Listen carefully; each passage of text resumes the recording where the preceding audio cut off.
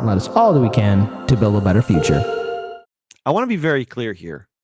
There is a massive amount of uncertainty right now that Americans are dealing with. I don't care where you stand across the political spectrum. This is a video to every single American. And I think all of us have a right to be a little concerned, afraid, and a right to be angry. Because currently, as it stands right now, the president of the United States turns 81. He's actually 81 years old right now as we speak. And his approval polling continues to plummet.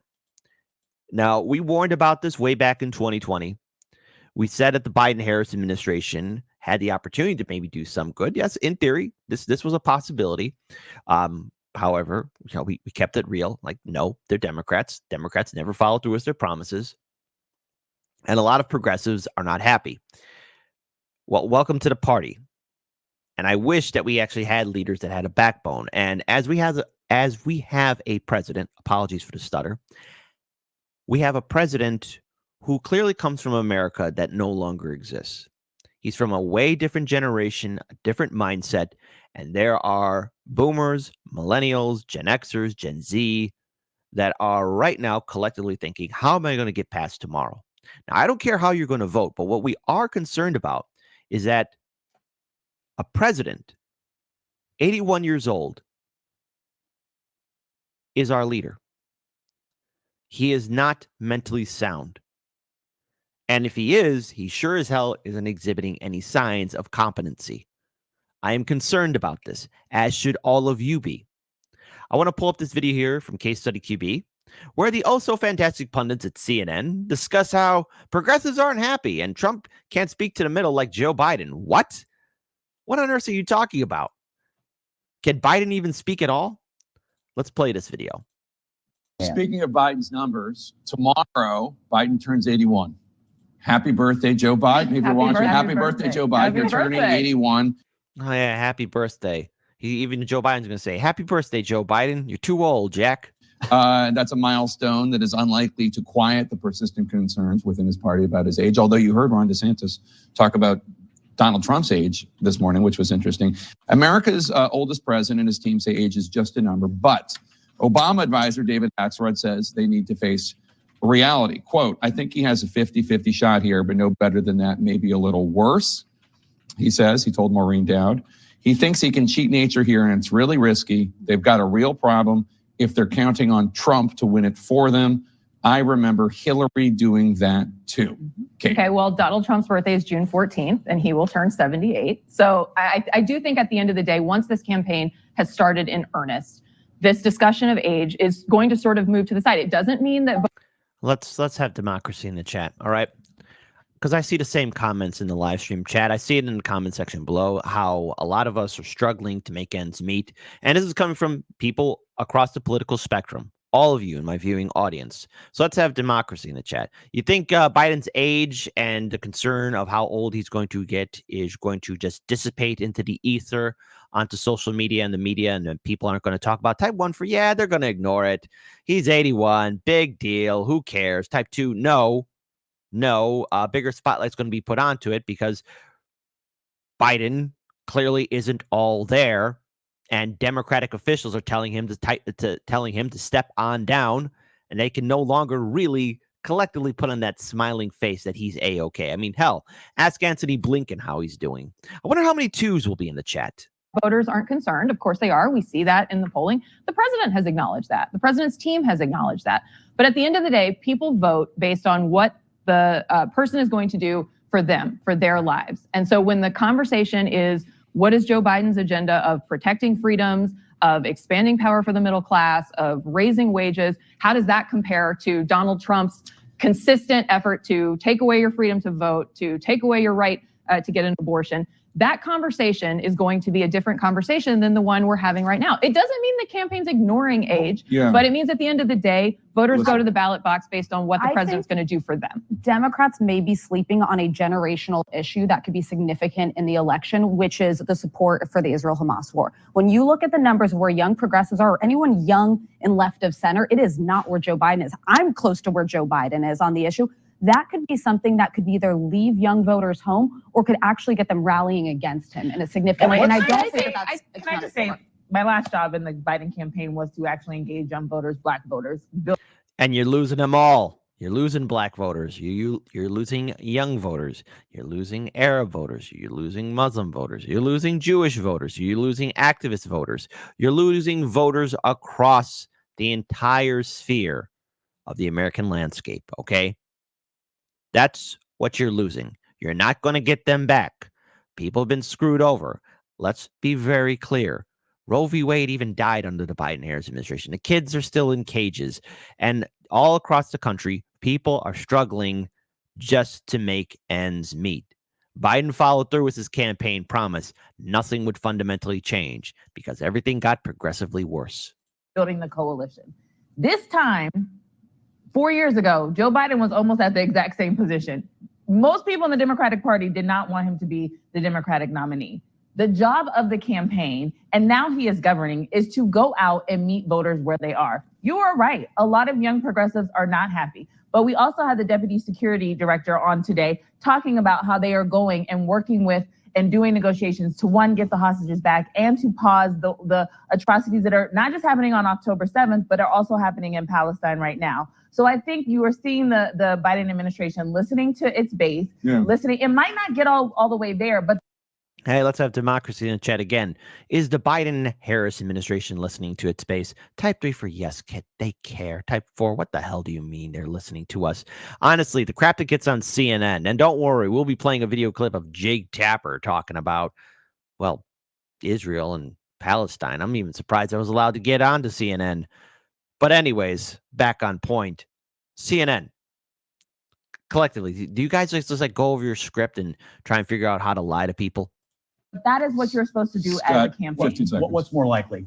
That Donald Trump can hold his core base together, or that Joe Biden, with his problems with African-American voters, with his problems with young voters, with his problems with people who just think he hasn't kept his promises, can hold his base together? I think it's far more likely that Trump can hold his. But Trump's base isn't enough alone, and Trump can't speak to the middle the way Joe Biden can. So the numbers under your scenario, the numbers don't get Trump there. All right, have a wonderful, New Hampshire wonderful Thanksgiving to all of you. I hope you have a wonderful and loving and delicious Thanksgiving. Oh, yeah. How delicious. Hey, guess what, folks? These are the people who make a six-figure salary and promote,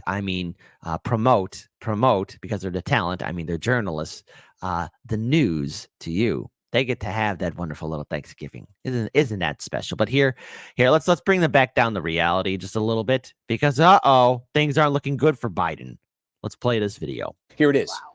Donald Trump, we have at 46%, Biden, 44%. And this is significant because this is the first time in the history of our poll that former President Trump beats President Biden, still within the margin of error, but still significant. Yeah, in 2019, 2020, when Trump was president, he trailed all of them. This year, he's trailed all of them in our poll. First time in more than a dozen polls, we've seen a result like this. Some of the other ingredients that go into that, Biden has long had an advantage over Trump on likability. Look, at the start of this year, 39% said they had a positive view of Biden, barely 30% of Trump. We've seen consistently a gap like this. Now, the gap is gone.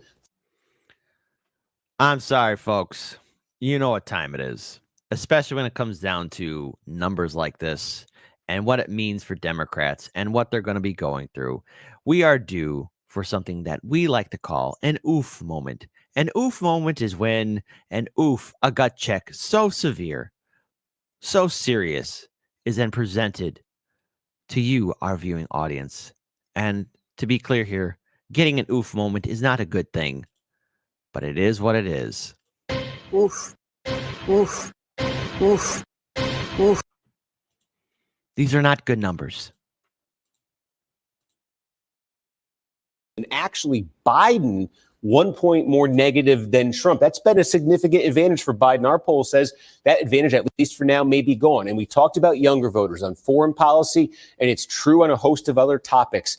Disaffected with Joe Biden. We have 46% for Trump, 42% for Biden among the youngest voters. The youngest voters in the 2020 election were Biden plus 26. This could be a massive sea change. And if you take a look here, too, everybody sort of says, Hey, I'm not too nuts about the possibility of this matchup. So we said, let's measure this one way. And here's how we did it. Biden against an unnamed Republican. This is just a referendum on Biden, basically. And look at this. He goes from being in a dogfight with Trump to being double digits behind, but then flip it around.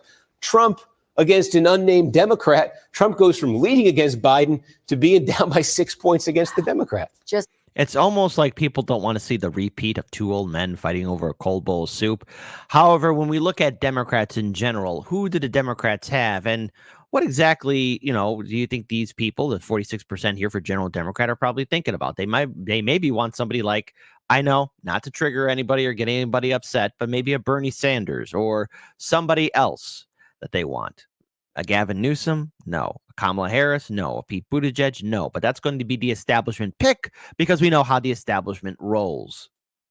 Just a fascinating look at the state of the race with just a little under a year to go. Steve Kornacki, great stuff. Thank you so much for being here. But now let's actually pull this up here too. I know, RT, just to trigger the vote blue, no matter who people. Joe Biden's approval rating has reached the lowest point of his presidency. I mean, we keep on repeating the same article over and over again. With more than half of voters unhappy with the way he is handling the conflict between Hamas and Israel, according to an NBC News poll released on Sunday.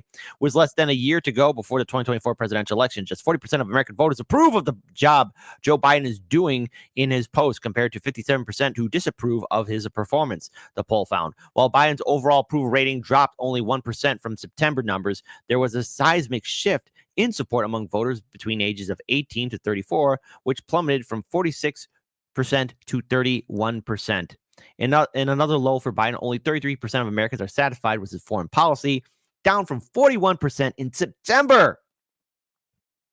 Hey, vote blue no matter who. Remember when you promoted this guy as the end-all, be-all answer to Trump?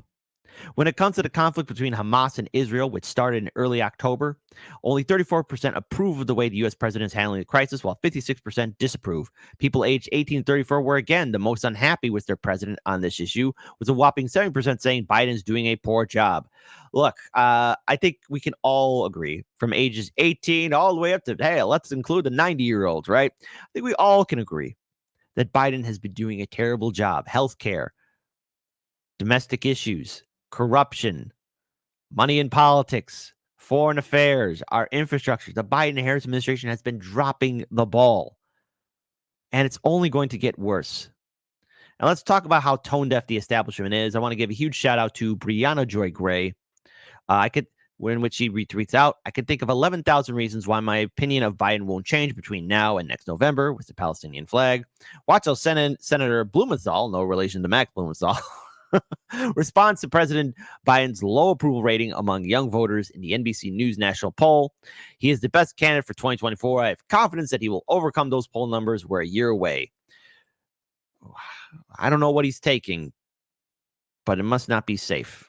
Just finally, Senator, I want to ask you a little bit of politics now about our new polling, which shows for the very first time, President Biden is getting beaten by former President Trump within the margin of error. Part of what's dragging down his poll numbers is a lack of support among younger voters for his handling of the Israel-Hamas war. How concerned are you about these numbers, and what do you think the president needs to do? Do you think he's still the best candidate for 2024? I think he is the best. This is how you know these politicians just like to lie. They live in their own reality. Yes, he's the best candidate. No, he's not. Candidate for 2024. I have confidence that he will overcome those poll numbers. We're a year away. But remember, even more important than the polls are what voters are doing. In the most recent elections in Kentucky, Ohio, Pennsylvania, they showed that they prefer the Biden record of accomplishment over the mega extremism. And here's the important point. In Ohio, voters said, we reject the effort to undercut women's health care and reproductive rights. Whose administration did that die under? Yes, it's easy to blame Trump because he appointed conservative Supreme Court justices, but who opened the door for that? That was the previous Obama administration. The Obama administration refused to do anything to really hold Ruth Bader Ginsburg accountable and have her maybe retire, which would have been the smart thing to do instead of kowtowing and placating her ego. That would have helped. Oh, and yes, maybe even forcing through his own Supreme Court nominee. Yes, vote blue no matter who. They dropped the ball. Now, to be very clear here, anyone that Obama would have picked would have been a corporatist. But there you go. It's just it is what it is. And of course, Obama and all of the Democrats in corporate media were hoping Hillary were going to win, and Trump won instead in 2016. And with the aftermath of the Trump administration, the Biden-Harris administration were put in a little bit of a quandary when the Supreme Court decided to overturn Roe v. Wade. So when we look at opportunities lost, the Democrats keep dropping the ball. I think we're going to see that issue on the ballot. President Biden has a record of accomplishment on infrastructure, prescription drug prices, a number of other issues that really matter, and maybe most important, where I've been championing this cause, women's reproductive rights. Senator Blumenthal, thank you so much for being here. We really appreciate it. I just want to pull up this video here. I'm going to mute it because it's important that we just look at it here. But this is our president. Tell me. And I'm keeping it muted because there's copyright music in here. Is this the face that shows confidence? Is this the face that inspires you to be a better person? Is this the face of somebody whom you trust to lead our nation? The answer is no, he's not fit for the job. And look, just to make it even hit a little bit more closer to home,